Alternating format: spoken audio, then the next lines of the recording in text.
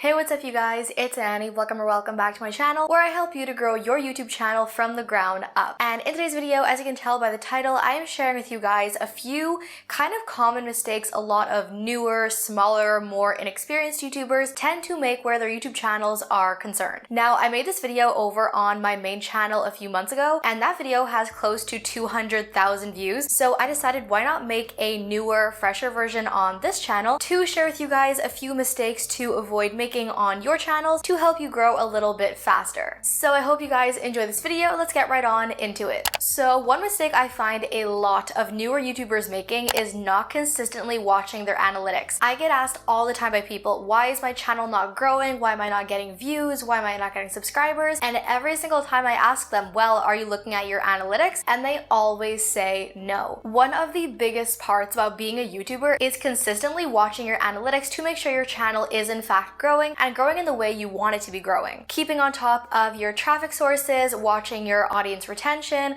looking at your engagement rates, your audience demographics. These are all very, very important things about your channel for you to understand. And because your analytics are literally changing every single day, you have to check your analytics just as consistently to always stay on top of it and make sure things are running perfectly smoothly. So if ever you do hit a snag and your channel stops growing, or your videos are not ranking in search, or YouTube is not pushing out your videos, then you can look at your analytics and directly understand why and what you have to work on. So that is the first mistake a lot of newer YouTubers make. Then the second one, and a major mistake, is deleting content from your channel. There are so many people that will delete a video off their channel if it doesn't get as many views as they expected. But let me tell you this, if I had deleted this one video off of my main channel, my channel never would have blown up. I made this video all the way back in January 2020. It got like very little views, very little engagement, literally went nowhere,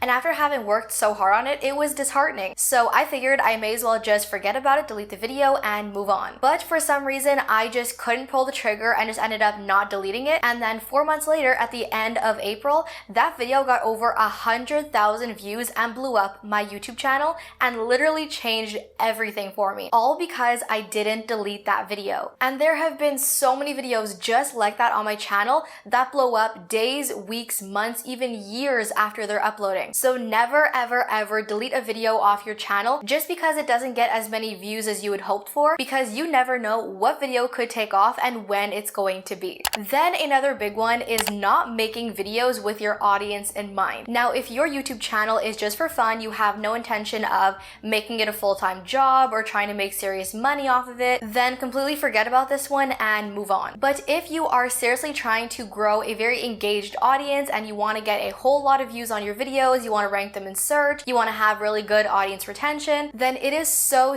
important when you are finding video ideas and planning videos and making videos to make them with your audience in mind. Figure out what are the most viewed videos on your channel. What type of content does your audience prefer over others? What are video ideas currently on the rise right now? What's trending on YouTube? What are very searchable video ideas you could be making? To get views on your channel and grow your channel, you have to be thinking to yourself, what videos is my audience gonna watch? What videos are people on YouTube searching for? What videos are going to get my channel out there? That's when you're gonna see a whole influx of views and subscribers and growth on your channel. Now, another very big mistake I used to make as a newer YouTuber is not watching your own video. So yes, you definitely sit through your own video when you're editing it, but once your video is edited, do you sit through the entire video beginning to end? And not just sitting through it, but sitting through it without your phone in your hand, without texting your friends, without listening to music, without any other distractions? Can you yourself sit through your entire video beginning to end with absolutely no distractions? Because let me tell you,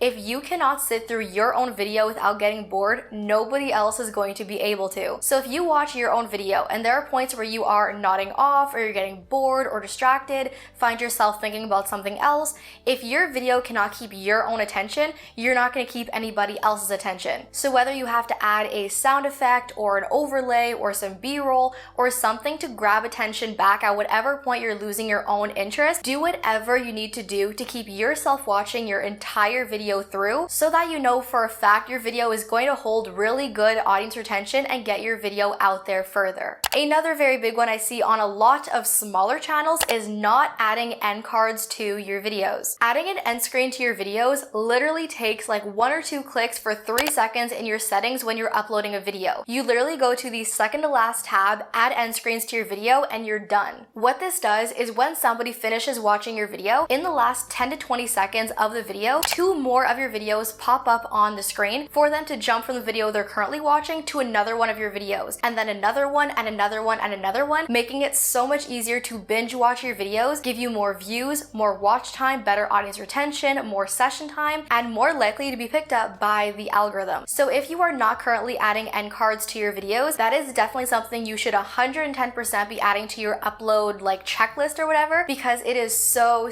crucial. Another big one is not prioritizing viewer relations. I get asked literally every single day by people, how do you have such a massively high engagement rate? How do you get so many comments so fast on your videos? How do you have such a high viewer to comment ratio on your videos? That is because I have an insanely close relationship and bond with my subscribers. Because over and above gaining subscribers, getting watch time, getting views, the number one thing I have prioritized over anything else is building that relationship with my subscribers to keep them coming back and even caring about me in the first place. And the main way I've done this is through live streaming. Now, I don't know about you guys, but the majority of the YouTubers I watch and whose videos I enjoy, they've pretty much never had a single live stream since I started watching them. Live streaming just seems to be one of those things people don't tend to do on YouTube, and that is absolutely the number one thing that has gotten me a super engaged audience. Because when you watch somebody's 10-minute video, there's no real way of connecting to them because it's a pre-filmed video, pre-edited, pre-uploaded video. But on a live stream, you're live, raw, unedited. They can talk to you live, they can ask you questions, get to know you better, and it is every single one of the people I see on my live streams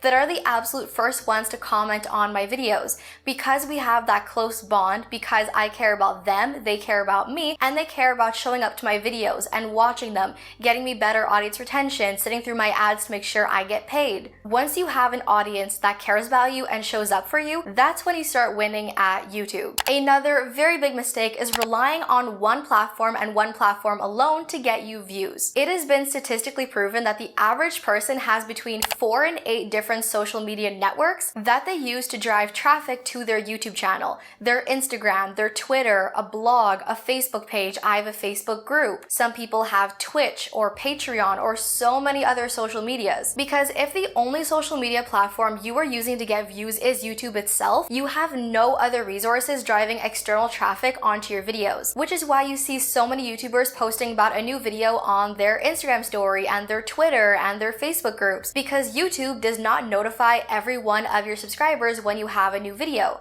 So because YouTube doesn't do it for you, you have to do it for yourself. And if you have all these other audiences at your disposal on Instagram and Twitter and Facebook, and you're not using them to drive traffic to your YouTube channel, you are doing your channel a grave disservice when you could be bringing it so much more traffic. So that is another very common mistake I see all the time. Another massive one is taking way too long to get to the point. I've watched so many videos where the video intro is literally 2 or 3 minutes, where they have like a musical intro and then they spend like 2 minutes reiterating the title of the video and then adding on like a little short story, going off on a tangent, asking you to follow them on Instagram and Twitter and all this, and they literally take forever to get to the one thing you came for. And if you're taking way too long to get to the point and actually start your video, you're gonna bore your subscribers half to death, almost to the point of pushing them away from your video. Whereas if they come onto your video and you get to the point within the first like 10 or 20 seconds of your video, it is much more likely that you're going to hook your viewers, keep them watching, and get a better audience retention, pushing out your videos that much more. So I 11 on 10 recommend outlining and or scripting your intro and then having that outline in front of you as you film your video to keep your intros as short and concise as possible and only saying the things your audience absolutely needs to hear. That is absolutely the difference between a 30-second retention or 10-minute retention. Another major one is neglecting video and audio quality. On my first few videos, I can't even watch those videos because my audio was absolute garbage. So many times somebody will ask me to watch their video and their audio quality is like grainy and there's noise in the background and their videos are dark and grainy and badly lit, which is not satisfying for anybody to watch and most likely won't keep people watching. Now that being said, that does not mean you have to have a $2,000 lighting kit or a $200 microphone. This microphone that I'm wearing right now is literally 20 bucks on Amazon, and my ring light was literally 50 bucks on Amazon on Black Friday. You do not have to get the most expensive equipment out there to have high quality videos. You just have to get the absolute basics like a decent microphone and fairly good lighting. Once you have those two things, that's going to take your videos directly from 0 to 100 and give you much better quality. So that, you guys, is it for this video and all of the mistakes I had to share with you. Hopefully this gives you at least 1 or 2 things to consider for your own channels, and hopefully it was helpful. Thank you guys so much for watching. Love you all to the moon and back, and I'll see you in my next video. Bye!